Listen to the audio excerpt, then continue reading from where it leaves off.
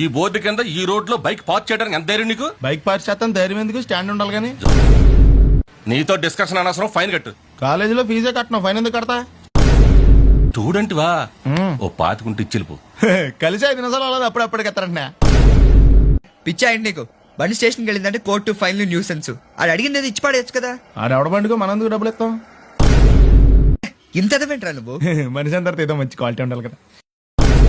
ఎరా లైసెన్స్ ఉందా? లేదు. ఏ ఇవే కదా, ఏ ఆర్టీఓ ఆఫీసర్ అన్నా ఆపితే పరిస్థితి ఏంటి అని అడిగాను అంతే. ఓ 500 ఫైన్ తీసుకోవా. హలో, ఎక్స్క్యూజ్ మీ సార్, మీ గ్రే హౌండ్స్ బాబ్జీ గారు తెలుసా? నేను ఆయన అల్లుడే. అయితే ఇచ్చారా? రిసీట్ ఇవ్వరా? రిసిట్ కావాలంటే 2000 అవుతుంది. అబ్బే మళ్ళా మనకు రిసీట్ ఏంటి? ఈ టైంలో పెట్రోల్ అయిపోతే చచ్చిపోతారా బాబు. నార్మల్ మాట మంచిది రాదా నోట్లోంచి? అది నూనె డ్రైనేజారా?